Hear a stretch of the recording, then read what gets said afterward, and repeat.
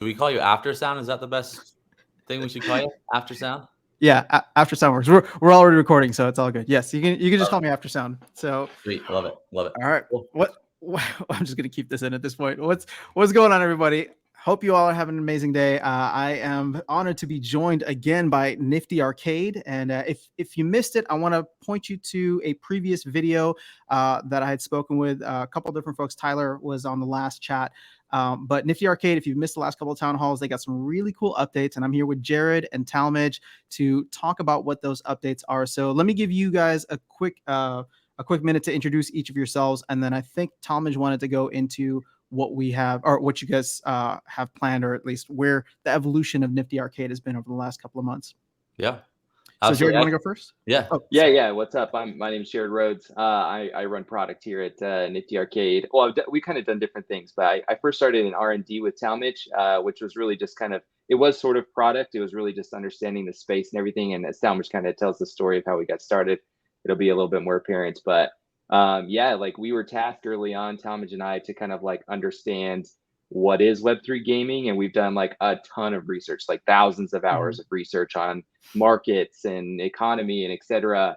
And that just helped us understand. And so as we kind of transition into having a product, that's kind of where I jumped in, and understanding the space and having a background in kind of human-centered design. That's why I jumped in the product. So that's what I do here in Nifty Arcade. Cool. Talmage?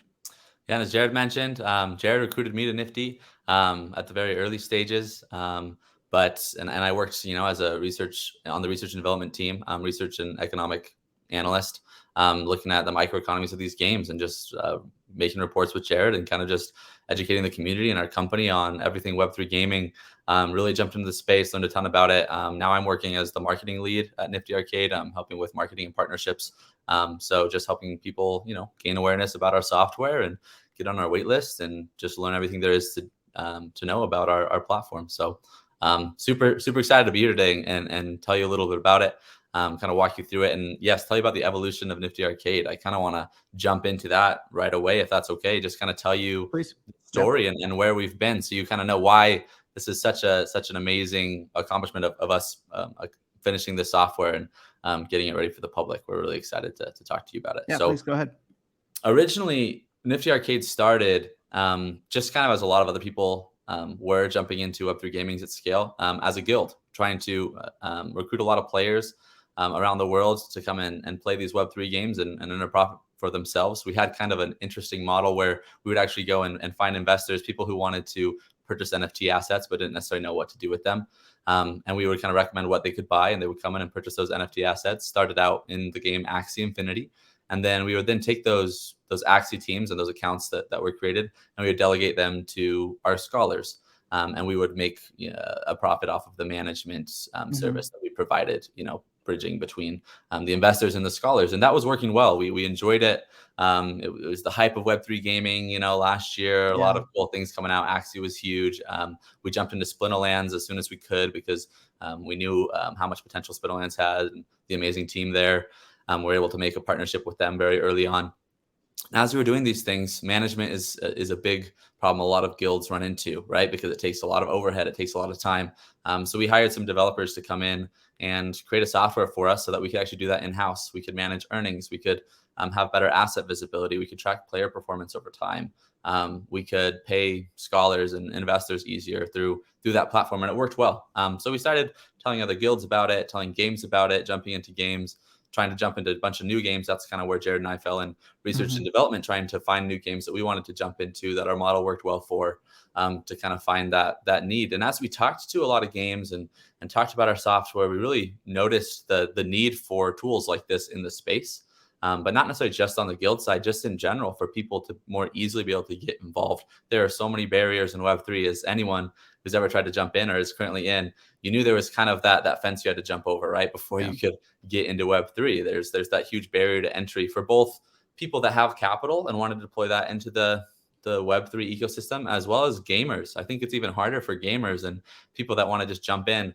You're used to just turning on your Xbox, grabbing your controller and, putting in the disc, pretty easy, right? But when you jump into Axie Infinity or Splinterlands or one of these Web3 games, it's not quite as plug and play as a Xbox console, right? So Yeah. we really kind of saw that need, and talked with our developers and started doing a lot of customer interviews, talking to gamers, talking to Web3 investors, and especially talking to dozens and dozens of Web3 games, just trying to get their input and understand where their needs were. Web3 games have a very interesting position because most, game development studios, and I've never been, on a game development team before, but I assume, there's quite a bit you have to do, but not at the scale of what you have to do within Web3, right? Getting your game, integrated into the blockchain, token releases, marketing channels, creating white papers, making sure everybody knows what your roadmap is, right? Most Xbox games just say, hey, here, it's coming out on this day, get ready, right? Pre-order now. But think about all the things that are expected of Web3 games. And then on top of that, you have gaming guilds and other people coming to them wanting to deploy capital and do all these things. They have to manage all that, and all the overhead and dev hours that are in that, right, makes it a really large barrier for these games to deploy quickly. And we've seen that, right? They can't just focus on the one thing that we know they're good at, is just making a great game, right? And creating an awesome community. And so we really wanted to fill that gap and fill that hole as we started doing a lot of these interviews, which is kind of what brought us to our product today. We have essentially a one-stop shop for gamers and investors and players in the Web3 space to be able to come to our platform and be able to engage with these games at the highest level. So on our platform, we have a discovery page, for example. So let's say you log into Twitch, or back in the day when we were all on Miniclip or whatever that was, right? Those online platforms where you could come in and learn about a game and discover and learn exactly how you had to do it. I mean, it's a little simpler on PC and on hardware. But we wanted to make this process really simple so the gamer could come in and have essentially a seamless onboarding experience into a Web3 game, or just the Web3 gaming space in general. So we have an official partner with Splinterlands. We know you're a big fan of Splinterlands. We obviously love Splinterlands as well. We've been with them for a long time. We're pumped. We're going to Splinterfest next weekend. We're super excited for that down in Las Vegas. So got a lot coming for us in that way. I'm excited to kind of show off our software there. But Splinterlands has been awesome in helping us be able to test this out, at the highest level, with a very complex Web3 game, right? It's not just one NFT, right? You don't just get your one RPG character and go and play with it, but we can kind of do this at the highest level. And we've integrated such that, we have that discovery portal, as well as you can, currently with Splinterlands, you can add that game to your profile. And as you go into that game, you can then see all of your assets, your earnings over time. You can even engage with a marketplace where you can, if you own cards or you own a deck, you can go and you can lend that out, and then players or new players can come in and they can actually borrow those, just like a scholarship model, right? In the future, if needs be, or even on that platform, we can even have pricing and rental marketplace live as well. So in the case of, let's say it was like a cosmetic item, right? That didn't necessarily increase value, but somebody wanted to rent that for a time, you could go and do that, right? So this is going to be an all-inclusive marketplace that really lets people come and lend and borrow. And if you want to just go play Splinterlands for the first time, you could go and borrow someone's deck or borrow someone's account so that you could go and you can actually play that game. Does that kind of make sense? Kind of how we're running that? Yeah. I mean, so okay, we got some hints of this on the town halls recently, but the new information that I feel like I just came across is this going to be multi-game, the service that you're building? It is. Yeah. Yes. I mean, I'm obviously a Splinterlands fan. I wouldn't say I'm a Splinterlands maximalist by any means, but I think that's really exciting that this whole one-stop shop is something that you can kind of essentially just brand out towards all these different games. If you don't mind me asking, I'm just curious what other games you've already kind of integrated into the platform. Yeah, so currently we want to get it right with Splinterlands. That's the whole point of this beta test, of our waitlist, and everything. We want people to give us all the feedback we can. However, we have a lot of other games that we're talking to, trying to get them queued in. We can't necessarily give you all the details on that right now, because that's obviously official business of them, and we don't want to announce that. But stay tuned, because we really have been talking to a lot of games, a lot of names you'll recognize. Some games in very early development, some in the later stage of development, coming out with gameplay soon. And it just, towards the later stage of development, it becomes easier for them to integrate with our platform. So you'll see a lot of games that are releasing next year jumping into our platform. But we're really excited to offer this. And that's really why we've done this at this highest level, right? We haven't just slowly built and tried to do it with just one of our own packs and all that, right? We've really done it at a high level, and talking with Splinterlands the whole entire time. And those are the kind of partnerships that we're looking for and building right now. and setting in place so that we can really provide that to the gaming community and have a huge, awesome platform where they can come in. Yeah. Jared, do you want to talk any more about that? You'll see vestiges, back to your question, you'll see vestiges of that kind of being a game agnostic platform as we move forward, right? As you kind of, as we get more beta testers in, like there's going to be opportunities to kind of do the discovery process. So like Talmadge said, if you're thinking of Steam or the Xbox Store or the Nintendo eShop, we're taking a lot of inspiration from those marketplaces that have developed over, many, many years, decades even.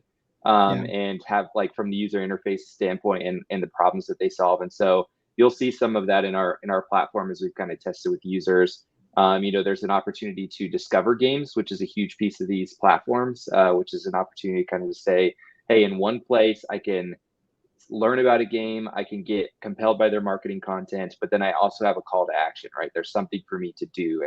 And generally in Web2 platforms, it's, purchase the game, download the game, play the demo, or like coming out on this date, right? And so you can watch the trailers or whatever. And so there's just some direct things. The layer that exists in Web3 that doesn't exist in Web2 is kind of the asset ownership, right? And so we also added that layer in there from the rental side. So it's like if there's a production unit or direct rentals, any of those things, like we're gonna, we have integrations for that. Obviously, specifically for Splinterlands right now.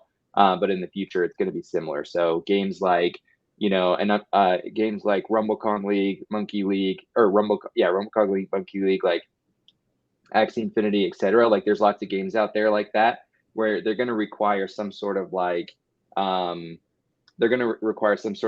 team composition where it's not about just having one RPG player, like Talmadge said. It's about having, the right team composition and played at a high level. And so you have some whales come in and say, well, I have 50 of these things.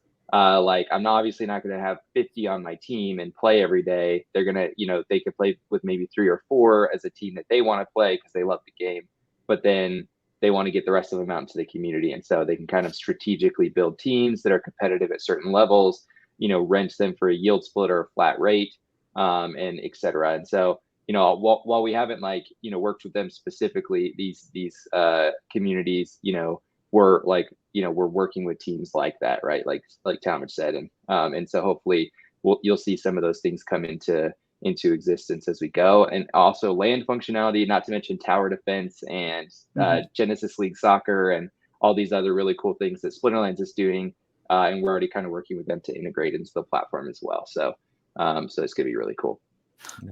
It's exciting times, isn't it? Doesn't feel like doesn't feel like a bear market. I don't know. There's just especially if you're in the Splinterlands community, it's like, oh man, there's so many cool things coming out, right? No, it's definitely been the most fun I've ever had in a bear market. But to go back to your point, Thomas, like I agree, and I think what's the step between Web 2 and Web 3 is so huge because at least what I call it is like the game economy, right? Like you have a game, but the game economy needs to be right. And that's what honestly makes it the most interesting to me, because like let's be real, and I'm not going to talk about any of the other games, but I can talk lovingly about Splinterlands and say like it's a cool auto battler, but like if you wanted to play a good card game and just for the card game itself, you probably wouldn't go to Splinterlands. It's good, right? And it keeps it fresh, but there's a lot of really cool card games out there. But what makes Splinterlands so interesting is the fact that it exists on the blockchain with a very dynamic and fast moving and sometimes lucrative like game economy where you can not just win rewards, but like win a ton of cool stuff, right? So that's what makes it exciting from like the whole package. And that's what makes Web3 exciting for me, especially. But a lot of these teams, a lot of these developers, they gotta get it right. Absolutely. And honestly, we've had the same conversation for a year. Like when we first started into this space, we're like, well, there's really no games except for, Splinterlands. And at the time, like those breeding, the breeding games like Axie Infinity and Peg Axie and all those things, like, they're just up and then they're down, right? They're like, they balloon up and then they crash to the bottom. And obviously they were kind of pioneers in this space. So we can't like speak ill of the games because they were the ones that kind of broke into this for most of us. Obviously Splinterlands is also a pioneer. But like, we saw that happening so frequently that we're kind of just like, this is crazy, right? This isn't the way that gaming is supposed to happen. Like this isn't the way, like gaming is a, decades old industry. Like it's, been evolving for 35, 40 years. Right. So it's like in video gaming, I'm talking about specifically. And it's like, so it's like they kind of like, it's not an industry that necessarily needs disruption to be successful. It's still growing like crazy.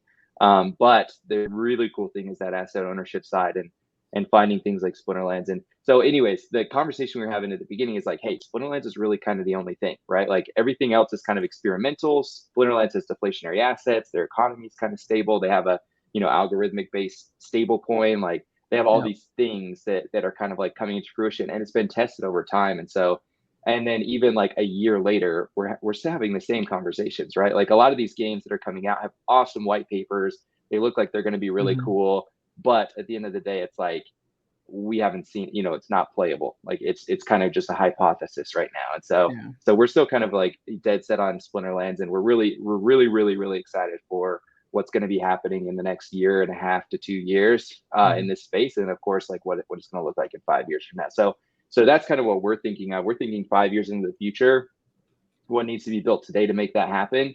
And that's what we're building, right? That's what we're building today. And like, luckily we have Splinterlands that's 4 years old and has a great track record of success. So we can build on top of that and with their community and then, integrating the next market changers and market movers into our platform as they come. So anyways, we'd love to show you the platform though, without further ado. Let's do that. I just want to make a quick comment first, and go ahead and you can get your screen ready. But what's exciting for me, and especially with what you guys are doing and what we're going to cover next, I'll give a shout out to some of the services out there, like Peak Monsters, for example, which has been around for a while. Absolutely. Or even like the new like Rent Golem thing from Splex. But Peak Monsters, I look at specifically, and I wasn't around when it first launched, but creating services like that, I have to imagine brought in a ton of investors and a ton of capital into the space, because people who didn't necessarily want to play could all of a sudden invest in cards and then easily manage and rent them out because the game interface is, it's okay. Right. And so what I'm most excited about, and obviously we'll jump into it, is the fact that you guys are attacking the whole like guild mentality and making it much easier. So just the robustness of the Splinterlands ecosystem that people can build these services on top is what gets me really excited about it. Yeah, absolutely. Yeah, so, you're right. Can I go ahead and share your screen? Yeah, I'm ready. Sweet. All right, there we go. Let me, Yeah. So just as a context to this, obviously we've already talked about this quite a bit. Is as we're thinking about the biggest barriers to these gaming ecosystems, two things come to mind. One we talked about, which is player onboarding. Like how do players get involved in these games with as little friction as possible, like an Xbox game, right, or PlayStation or whatever. And then the second thing is capital onboarding, right? So capital can come in different forms. It can come from individuals. It can come from institutional investments, like VCs or cryptocurrency funds or whatever, digital asset funds. And it can come in the form of guilds, right? Guilds are, they're stewards of capital. They're trying to put money to work and get a return for wherever the capital came from. Whether it's themselves as an institution, they raise money to do that, or whether it's like capital partners, right? Sure. And so the applications for our software are kind of in the realm of all of those things. So, we're not just a guild management platform. We're not just a, investor side focused platform. We're not just a player platform. We're a vehicle for onboarding of players and capital into an ecosystem. And so, as you can see here, this is our discovery page. And so essentially, like I said, those vestiges of the future, like we'll have more games in here. And obviously like our UI is like, UI UX is still under development. Like we're just, form over function, and then we're going to improve as we go. But so far, we've tested and everything looks pretty good. We're just trying to make it prettier. So anyways, so you can jump in and, like, imagine this obviously for Splinterlands. You could jump in here and you can learn a little bit about it. The carousel is something we're working on right now, so that you can just imagine like a Nintendo eShop. You can see, videos here, and then you're watching videos, and like really it's just like the whole purpose of this kind of page on like a Steam or anything like that is just like you want a gamer to come in and just be like, wow, like this looks really fun. This looks like the type of game that I'd like. Are people playing this game? How do I get involved? Like, where can I play it? What are the specs for my machine? Am I even able to play it? Like all of those things, right? And so that's kind of what this is going to be. And then really, so the top fold of this is really just like learning more about Splinterlands. And like I said, the carousel is going to be a lot more interactive and cool. We were just trying to get something ready for the town hall, so we threw something up here. And then there's a curated playlist here from some influencers in the Splinterlands space that we're going to be working with. And that's just a playlist of like everything you need to know. We make sure it's updated all the time about how to get started. So economy side, gameplay side, ranking, brawls, battles, like whatever is going to be in there. And then of course the bottom fold is more of like, what are the call to actions? And so this is something we've been working on a lot with John from Splinterlands, 16-bit, as most people know him. And so like, getting started with Splinterlands, like how do you get an account, and then we actually have free spellbook codes for anybody who is watching this that doesn't have an account already. If you get early access to this, we have about 500 spellbook codes that we can give out to the community, which is going to be really cool, kind of as a way to help people get into the game with very little barriers. And then of course, like once you jump in, linking an account to our platform and then doing the different functionality. So how would people if you don't mind, I'm just gonna interrupt you there. Yeah. So how would people log in? Is it just through keychain as well? Yeah, on this, so right now, no. Right now you just create an account and you'll just use your email. But we do have keychain transactions. So in the future, it will be through like crypto wallets. We just don't have that integration yet. Well, I guess so yeah, logging in is going to be similar to Web2 where you just have an email and you can log in. But what about connecting the accounts? Like how does that work? So we just look at the API that's available, the public API that's available for Splinterlands.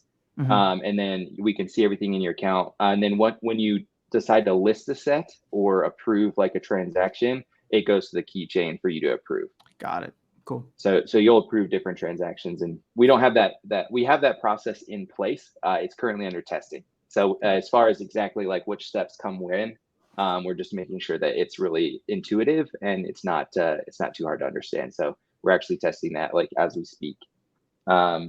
So the first step that we have anybody do on our platform is add accounts. So you can create your collection within here. And so right now it's just Splinterlands, and this is also being redesigned, by the way. It's super functional. It works great. Like we've tested it, over a long period of time. I think it's been live for maybe a few months now. So we've tested it. So all of the values that you see in here. So you could see your cryptocurrency. So this is per account. So I have 4 accounts linked here, my personal and then some of the Nifty Arcade accounts. You could see like how much of a particular cryptocurrency and what the value of that is at any given time, as well as all your cards. So like for this specific account, Nifty-Arcade, we have 89,000 cards, and then that's the current value of all those cards, right? And then packs, etc., right? So you can kind of see at any point in the day, you could come back here, you can refresh your page, and it's that moment's value of the cards and cryptocurrency. And of course, we have reporting as well. It's not live yet, but we do have reporting, and we'll have an analytical dashboard as well, where you could see that over time. So you could see like, how are my NFTs appreciating over time by each card even. We'll have a system to do that. And so the interesting thing is you'll be able to track everything. But as we're kind of looking forward to the future of gaming, this would be possible to add, any supported game on our platform. You can come in here and you can have your list of, your collections in Splinterlands, your collections in Axie Infinity, your collections in Heroes of Mabia, all these other games that are coming out. And then you could be able to see like aggregate total, what is the value of my collection. And so you can kind of see that, which is cool. Any questions about this or anything you want to talk about? No, I mean, I love the easy and quick kind of bird's eye view that you're able to just go to one click and see everything in one place. Yeah, for sure. Yeah, so this is something that's really cool, and a lot of people have told us this would bring them back most days, so they don't have to track it on their own. And then the second thing is earnings. So just being able to do the same thing once you add a collection. Give it a second to load, but this is our staging server, so sometimes it gets bogged down. But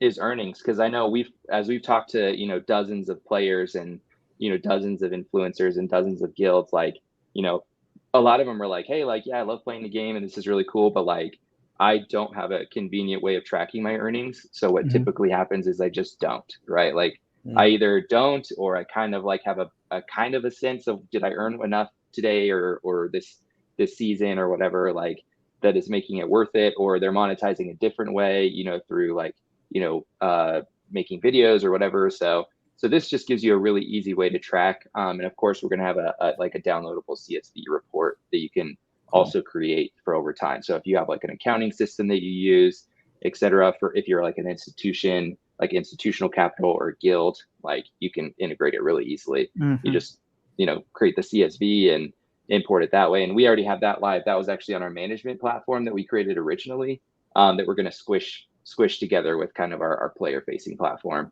So it's going to be really cool to have that in here as well. And as of right now, my collections and earnings are going to be free tools. Anybody can come in and use them. Actually, all of these are technically free tools. The way we monetize is through transactions. So it's not till you get to like the marketplace, where you can start, where like obviously you're gonna. And this is actually where I wanted to show you our prototype. So we have a new prototype that Talmadge and I worked on, that we've been testing with people, to obviously improve this. So we heard a lot about, this is cool, but I'd like to see some different information here. This arrow isn't intuitive to click into. Even to me, when I first jumped into it after the developers put it together before I worked on product, I was like, I didn't even think to click on that arrow for like a couple months, right? And so there were a couple of times I was on here, and so anyways, so we have, but essentially I'll walk through the functionality and then we can open up the prototype. But essentially anybody can list an account on here. You set the name, it automatically tells you how much CP based on the cards. And the way that it works is if you're lending an account, you can add a listing, and from the listing you can add like the contract terms. So essentially like, hey, if this is a gold level account, based on the rating. So you could set your minimum rating and it automatically reads like, oh, that's in the gold range. So that means like if somebody links their account to this, they have to verify that they own that account through a Hive transaction, or a Hive signature. And then if their account rating is lower than the minimum rating, it won't even allow them to rent it. So you don't have like somebody listing like a champion level account and then a bronze level player getting really ambitious and renting it, and then of course it not earning what the lender wants it to be earned, right? Oh, okay, interesting. So they have to be at that level already? That's right. Yeah. So the API reads their rating, and then it says like if the minimum rating exceeds their minimum rating or their rating, then they can't even rent this deck. So this deck would just be going out to champion level players already, yes. Then, right? So yeah. Is there going to be like the option or opportunity for people at lower levels to be able to like rent a champion deck to try to get to champion? Yeah, so you can put a minimum rating lower than like what the champion rating would be. Yeah, you set that as the lender. So you have the ability to say, oh yeah, hey, I bet there's some diamond players out there that have a history of success that just don't have, or a gold level player that has a history of success that just doesn't have, the ability, like they just don't have the cards to get up to that level. And in the future, we're going to have ways that you can kind of communicate and vet the players. We might even be working with some third parties on that, so that you can kind of communicate and see like, their rating and all that stuff. So that's something that we're looking for in the future that we haven't quite designed out yet all the way. But that way you can kind of like set a minimum rating. You get multiple requests. You can vet those players and say, hey, look, this guy or gal, they look great. I'm gonna go take a shot on them. Here's the contract terms, and then they play, and then you have the ability to kind of monitor and see how that goes. If you don't want to set the minimum rating all the way up to champion. So obviously, like if you have a champion player, they may or may not want to rent another champion deck. So you're right. Like, so you can set that rating however you like. Sure. Okay. But anybody like significantly below or even slightly below that rating that you set won't be able to rent it. So you kind of have that foresight to do that. And then based on this, you can set your collection. So you can grab your Nifty Arcade. Oh, I probably shouldn't have done. Oh, actually, let me do this one. Anyways, and then you can kind of like from your collection, it will start to grab your cards, or should. Maybe they're working on this right now, but so what you do is essentially oh yeah, there we go. There it is. So it grabs your collection. Right now it's showing like every card, but eventually, like if they have like, you can see like 1 billion of these cards. Yeah. we might just condense it and put like the number of cards, just like Splinterlands does. But you can search cards, or you can like search by splinter or whatever, right? Or add multiple splinters and unselect, summoners, etc. So that you basically build your deck that you want to rent out, and then you click create listing, and then it'll show up on the marketplace here with the contract terms and everything. Now, for contract terms, just to get some clarification, are you listing it with like a daily rental price, I'm assuming, as well as maybe a length? Is that what it is? Yeah. So right now we have just percentage based. So it's like, you have duration and percentage based, but we will have flat rate eventually as well, so that you can do percentage. Just like percentages in like it gets delegated back to the person. Yes. Yeah. Oh, so you know what's funny is when they talked about, I mean, and I heard this in an internal meeting before they actually publicly announced it, but they talked about like the delegation or like beneficiary rewards, similar to what they do with Hive. As soon as I heard that, I thought of you guys, because I'm just like, oh, this is exactly like what guilds would want. Yeah. So were you working with them directly for that? Yeah. Or was that like a feature you would ask them for?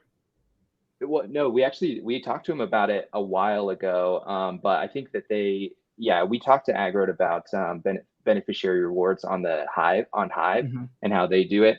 But no, it was kind of just in tandem. We didn't work with them directly. It was just kind of it's just the ideal scenario, right? And so it made sense for us to kind of do it this way. But it's a problem they're thinking through a lot too, and so it just in tandem got developed together. And then of course we benefit from the ability to do that, right?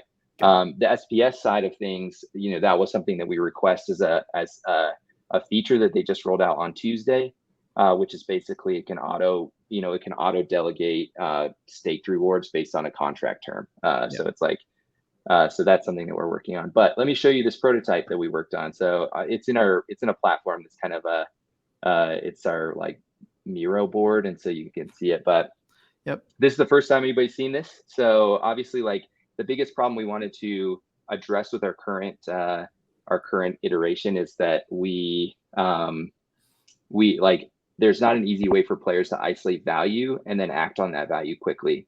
And so essentially what we're incorporating is a sort by feature and a filter view, which are very common in marketplaces.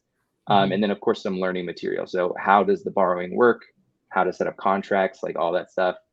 For the lending side, and then if you wanted to learn to play, if you planned here first, and then of course the things that we've had most common, and this is where I'd love to get your feedback.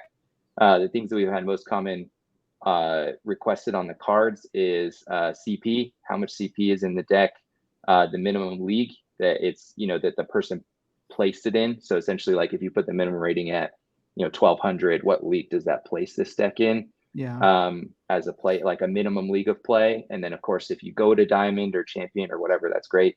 Total cards in the deck, earning split. So that's how much I get as a player if I rent this. And then the duration term. So 14 days, 7 days, 24 hours, whatever it might be. And then of course, the ability to waitlist if the deck is already rented. So you can click the available, or all of the listing types available to borrow or waitlist. So these are the ones that are already lent out, but you may be interested in renting out the next season or something like that, right? And so you can click that, you can add yourself to a bunch of wait lists, borrow a deck. We're just anticipating those things. And of course the filter view is league play. So this is based on the rating. So it's like you'll have the league, and then the rating will autofill. Earning split. So if you want to look at like, what's the most I can make with a bronze, what's the most somebody's willing to rent it to me for a bronze as far as the yield split. Minimum collection power and minimum rental duration. So I want something for a full season. I don't want to have to mid-season go through and find something else, whatever it might be. So anyways, so I love your feedback on this or thoughts. This is super cool. So I mean, it's fun to be actually seeing it live, or at least what it's going to look like. Because in some of like the town hall, recap or reaction videos that I posted, I play in gold myself, right? I have a gold level deck essentially. Nice. And and part of me was like, okay, well, when you think scholarships primarily, it's like it's for people who don't have many assets or can't really get in. But I'm just like, Right. I would love to be a scholar for champion level. You know Yeah, what I mean? Like absolutely. even though I've been playing, I'm able to stretch to diamond, but I would love to have a maxed out deck. I'm not ready to drop another $3,000 on maxing out my Right. chaos deck, Yeah, yeah. right? Yeah. But it'd be cool to play at the highest levels and then earn more to slowly build up my deck. So I feel like this is going to be popular across the board. And one thing that's interesting here is that it's a different it's a different model, right? Because and I like the fact that you guys use the word borrow rather than rent, because rentals are something completely different, whereas borrowing, now you're going in for a percentage basis, which is going to be interesting because I'm curious to see what kind of risks people will have to or may have to take with this, and there'll be a little bit more management involved in the sense of like, okay, well, you want to vet somebody who's a good player, right? As opposed to like if you just post something for rent and it gets rented out, you get paid no matter if they do well or not. But Yeah, if it's flat rate, that's exactly right. but this I think is gonna it's gonna be different, and not in a bad way, but it's gonna be different in the sense where you're gonna want to go out there and really try to find people who are solid players in the game. And I think this is where it's going to be interesting to see the cream really rise to the top, because now they don't need to have that crazy upfront investment even just to rent the cards out. Absolutely. If they've proven themselves. And just side note, like I had a chance to try out one of the first Ghost tournaments this morning in an internal nice. like company thing. That's a game changer. That's a game changer, because what I think that's going to do is it's going to allow people to start showing the fact that it's like, hey, I can win these Ghost tournaments at the highest level. So I would, if I'm going to vet someone, if I see that they're winning or they're placing well, it's like, oh, boom, this guy has a track record. He knows what to do with the cards. So like right there, I think that's going to be a great recruiting tool for something like this.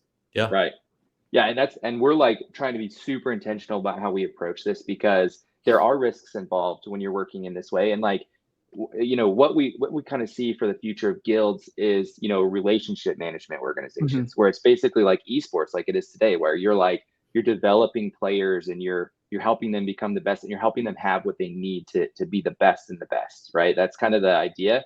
And then of course, like based on their earnings, just like esports organizations, that organization profits from that, right? And so, we feel like that's kind of the future. Like we're not reinventing the wheel in Web3 with guilds. Essentially, like this lending thing is a little weird. Like you have to get involved with an organization and they have to give you this, and you have to trust them to pay you, and you have to trust them to play, and et cetera. Like it's a little bit obtuse. And so we see that as kind of like, well, there's a lot of algorithmic things that can be done to optimize that experience, to limit the risk. But then there's also a lot of great things that can happen for like anybody who's managing a relationship. So we're trying to make all that really easy to be able to vet players and vet lenders, and make sure that like people are holding up their side of their deal like algorithmically, so that you don't have to actually go in and be like, oh man, like I haven't thought to look at this deck for 6 days and they're not playing on it, and so now I've just missed out on 6 days of earning. Or like on the player side, like you have a lender that just takes it back from you mid-season and you've been grinding to get to the highest level, you know what I mean? So it's like we're trying to kind of be intentional about how that works, and make sure that that's like it's done intentionally, and there's notification systems, and but that's honestly, like I can't say that we've solved that problem. Like at the end of the day, like we are like 100% testing every single piece of that to make sure it's like the best experience that people can have, and we're doing it little by little. Like this is the one idea we have, let's test it. This is the next idea we have, let's test it. Validate that it's going to work, or validate that it's not going to work. And so and then like getting the tech behind it to support those things. So anyways, so yeah, I'm glad to hear that. Yeah. And that's kind of the exact idea, is like it's a direct rental. You don't have to be involved with an organization. So the scholar idea is kind of like, this isn't a guild management tool. This isn't just for scholars. We've actually had a few people that are like, yeah, hey, I saw you on the town hall, but I don't know if it's for me because I'm not a scholar or I don't run a guild. And it's like, there's a ton of use cases here. Like you can see your collection, you can see your value, you can aggregate those things. You can look at your earnings on your own account if you really want to, or like any other account that you run. And then you can, like you said, you can take a chance at diamond before you have to pay a diamond deck, or take your chance at champion and building that up. So anyways, and if you have extra cards, you can make more money than just doing card by card rentals, right? So that's kind of the idea. Man, I'm super pumped for this. This is really exciting, actually. Like, you know what's interesting is the rentals. Like, this is so much more personal than rentals in many ways, right? Like, rentals, like I don't even know, I don't even care whoever's renting my cards out when I put them on the market. But like this, what makes it fascinating for me is, some of the players. There's somebody who actually comes on the channel with me regularly named Darkest Night, and he's one of those guys. He's been around for a while. He's got a ton of OP cards, and he just loves he doesn't care about the capital, but he likes finding good players, and just like delegating his cards to them, just because he's awesome. This is somebody who seems like they could be really good, and I want to see what they can do with like higher level cards. And I imagine that there's many people across the entire spectrum like that who actually wouldn't mind the extra, SPS or whatever earnings that they can make from this. So as guilds become a bigger thing, and I think as I don't know, with everything that they're doing, I feel like this tool is coming in at a really great time. Yeah, and we're hoping that it is, and there's there's a great opportunity here too, because you don't have to, in guild models you usually have to play on somebody else's account, and so in this one you play on your own account. You get the cards delegated to your own account, and then the rewards split, not just the SPS split, but the cards and the packs that you earn split at proportionally to the contract term. So the lender can actually get compensated at SPS and cards and packs proportionally to what they earn, and the borrower can do the same, right? So if you get 10 cards and it's a 50-50 split, the lender gets 50% of those 5 cards, and then you get 5 cards, right? And so it's kind of like an opportunity, or and we're looking at other ways of compensating, whether the lender can say, I just want to get SPS, or I just want to get cards, or whatever. But that's just an opportunity for people to kind of like accomplish their goals in the system, right? And find others. And it's an open marketplace, so they can kind of experiment a little bit and see what works and what doesn't work, and what's going and what's hot, and what meta works for people, and what rents better. So that's what we're excited for as well. So I mean, just on the most basic level, you guys got a lot of really cool tools here, but I think if you provided just one service out of everything you showed today, which is the ability to rent out an entire deck at one time with like a click of a button. I tried to do this on an alt account recently because I was just like, let me go in. Like, I got some extra DEC. I think I rented 2 cards and I was like, I'm annoyed already. I don't even want, the fact that I have to rent across the entire thing. Now I can go here, and you're also removing the barrier for upfront capital needed. For many people, I think this is going to be something very appealing. Yeah, that's what we're hoping, and that's we hope to get people in here that are going to be super honest about how did we deliver or did we not, so that we can adjust and change over time. So the last feature I was going to show is just the ability to buy decks, just wholesale, regular foil, gold foil versions of those decks. Oh, this must not be right, because maybe it is. I don't think so though. But anyways, like, you can buy wholesale. This isn't quite live yet, but the cool thing that we do through this system is that we actually purchase it through packs. So we try and assemble these decks through packs. So essentially we buy the minimum. So you also qualify for the airdrops, and you don't have to over open packs in order to do so. So you can get 2 things. You get a playable deck out of the box. You qualify for airdrops for the packs that you purchase, and you don't have to overspend. Does that make sense? Yeah, but how is that second part there? Like, here's like, when I was immediately thinking of this, I'm just like, okay, well, one of the benefits you guys should be getting is the fact that you should get all the airdrops, right? Because you're going through opening the packs. So how are you? Right. I mean, I think it's great you're passing that forward, but how does that work? Yeah, so I mean, so it's just based on the number of packs that you purchase in the, like, we have a model, like a model that kind of assembles these things. It's backed by an algorithm. So essentially that's what it does. So we just fulfill it on our end. So we don't have the ability to do it with Splinterlands, where you can go and see qualified packs.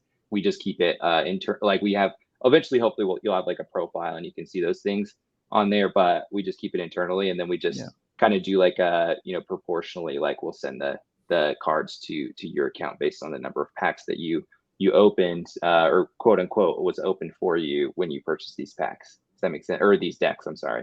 So when you purchase the deck, it opens X amount of packs or something like that? Or purchase that's packs right. It's basically the minimum number of packs that it needs to open in order to like qualify one of the conditions for the rarity type.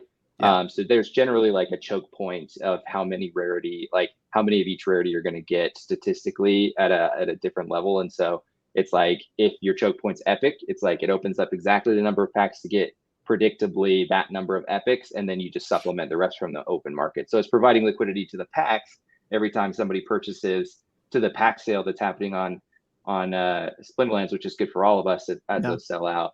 But it's also providing liquidity to the open marketplace for the ones that are not found in those packs, right? So anything that didn't come out of the packs at a statistical level. So that was kind of something that, and eventually when packs run out, we're going to have different types of decks that you can purchase straight off. This is all Chaos Legion right now, just because that's the way that we did it for now. But then when those sell out, we'll just do, if you're buying a Chaos Legion deck specifically, then it'll just go to the market and buy off the market and set the price based on the market until the packs sell out. So that's something we worked really hard with Splinterlands to accomplish. And so that we could be that. We don't have to do that. We can do it straight from the marketplace and just make it really easy on ourselves. But we just were like, how can we help Splinterlands, and how can we help the community? How can we help ourselves? Like, so that we can, this is a win-win-win for everybody. And so that's kind of the way we came up with it. And it's been a really cool project that we've been working on together. Awesome. Okay, I have two questions, and then we can wrap up unless you got more that you want to share. No, this is it. Yeah, this is it. So I'd love to chat now. First question is, when can we expect all these cool tools to hit or be available for everybody? We're hoping Splinterfest. Yeah, we're hoping October 7th is our launch date for the waitlist. So if you're really excited about this, we're only going to open it up to the next 500 people, right, Talmadge? Actually, Talmadge, I'll let you talk about this because I know this is your purview. Yeah. You're good. Oh, yeah, you hit it. So October 7th, that's next Friday. This is going live. So the first 500 people on our waitlist are going to be granted access to the platform. You're going to be able to create an account. We're going to have a feedback section on the software as well. Just letting everybody come in, participate at the highest level, whatever level they'd like. As far as marketplace functionality and everything, that might not look exactly like our prototype yet, but we're sprinting right now to try and get that done and get everything all set up. We're hoping to have some of the games that are coming soon as well on there, so that you guys can kind of have a view of at least some of the games that we're working with and kind of what else is coming to the platform. So even if that's the only thing you want to come see, then come get access to the platform, right? So you can see if there are any other games that catch your eye.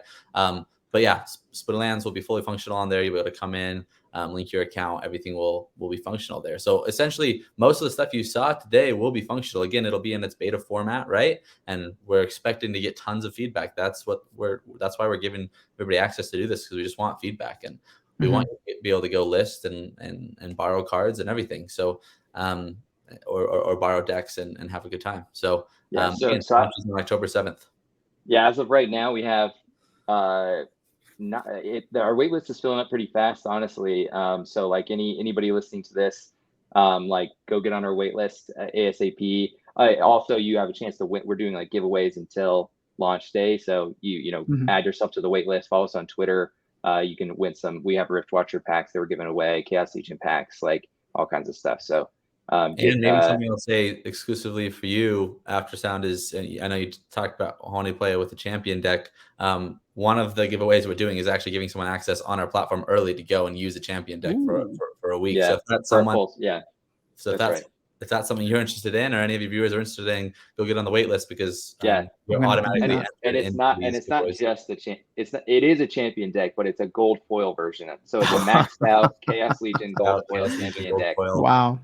Delegated for one whole week. 100% of the earnings goes to the person that's delegated. Like we don't even, like, nobody takes a cut. So it's kind of a fun fun leading up to it. And then during Splinterfest, we'll probably do the same thing, but for a full season. Just kind of as an opportunity for people to try things at the highest level. Yeah. So it's like you can play super high and and have a good time with that deck. Cool. Well, we I mean, you just opened up my world to something else completely here, because I'm excited about this from a Splinterlands perspective, but the fact that you guys are going to have other games on here, and now if those games are designed in a way that's similar to like the delegation process that Splinterlands have, I mean, can you imagine? I mean, at least for me, I'm excited to like do the whole try before you buy into a lot of these other games where it's like, if I can go in and like try to play this game at a higher level, that just, oh man, you guys got me too hyped. Now I'm not even gonna be able to go like eat my lunch. I'm just gonna be thinking about this. Good. Well, that's great. That's great feedback. Like that's what we want to hear, and like that's what we're trying to tell games as well. Is like, hey, look, when you're thinking about this, like think of us. Like we're going to work with you to get this done. And eventually, what that's going to look like is we'll have like an SDK that essentially kind of like Xbox and those other platforms do, where it's like you're building your game to be distributed on the different platforms. And so Yeah. it's like you can just intentionally think about this as a solution. And Mhm. right now it's going to be custom tailored, and we're going to do a lot of manual stuff to get it, because each game's a little different in how they do it. But that's kind of the conversations we're having. And one day very soon, hopefully, it'll be really easy to be a Web3 gamer, right? It'll be really Yeah. easy. You can click on one button. You can put a little bit of capital in if you'd like to, but you can play and have fun and earn a little bit. And that's what we're all after. Like, these contrived scenarios that have happened up until this point have never been bad, because we've learned a lot from them, but it's definitely a deviation from what gaming is meant to be, and that's fun, right? And so we want to make sure that that's front and foremost, and we're working with partners like Splinterlands who put it front and foremost, and prioritize that. And so yeah, that's kind of where I'll get off my soapbox. No, I mean, this is really exciting, guys. I'm not just saying that because you guys are on here. I think what you guys are building out has the potential to be really huge for, Awesome. for onboarding. Because if you've heard Hardpoint before, he always talks about like frictionless crypto, and I think Splinterlands is like Yeah. a cool way to do that. But what comes to mind for you guys and what you're building here with this platform is like frictionless Web3, right? Like Yeah, so many people complain exactly. about the fact that they can't play in or get in at the highest levels, or they don't have the capital to come in. And it's just like I never got into Axie because I didn't want to spend $200 in Axie at the time for like the worst ones, right? And I just felt like there Yeah, were better right. opportunities.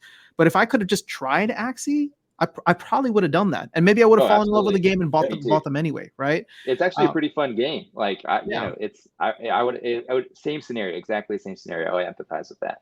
yeah, and I have to imagine at this point right now, you got to have games that are probably trying to do whatever they can to get on your platform, because not that I'm trying to put Splinterlands up on a pedestal, but they have a well-established track record, and Yeah. your login page or whatever it was shows one game right now. So the real estate Yeah, right. there is awesome, because Yep. honestly, I'm telling you right now, the moment you add a second game and I'm on your platform, I'm gonna be like, yeah, I'm checking this out, right? Or Yeah, absolutely. there's a new game like right next to it, I'm gonna check this one out and see what's up, right? That's So awesome, dude. Yeah, uh, that's what we hope. That's great. Well, thank you so much, man. This has been awesome, and your feedback is super valuable. And any community member who's listening to this video, like we love your feedback. So we have a Discord on our website. You can join the wait list. You can hit us up on Twitter. Like just say, hey, look, I listened to you on Aftersound.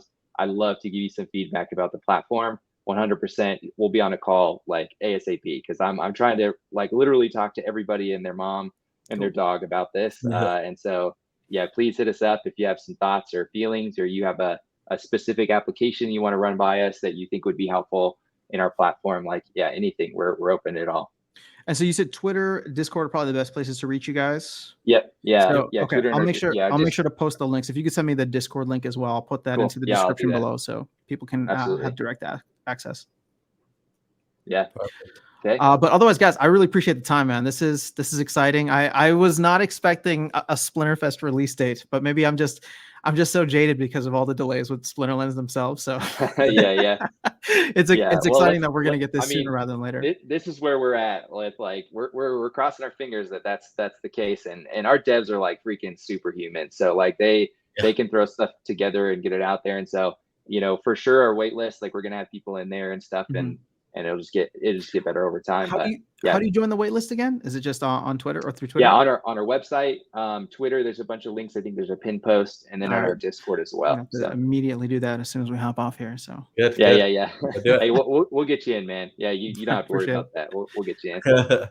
All right, guys. Well, you heard them here. There will be links in the description below. And like I said, I think this is really exciting. But my only direct ask for everybody listening is to provide feedback, because Nifty Arcade has been doing some really, really great things, and they got their ear to the ground. They want you to tell them all the stuff that you don't like so that they can go and fix it. Yeah, Right. Or just absolutely.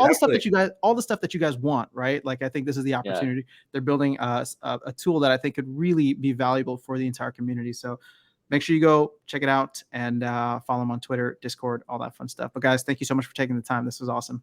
yeah, cool. Absolutely. We'll see you Thank guys you. at Splinterfest, right? We'll see you guys there. Yeah.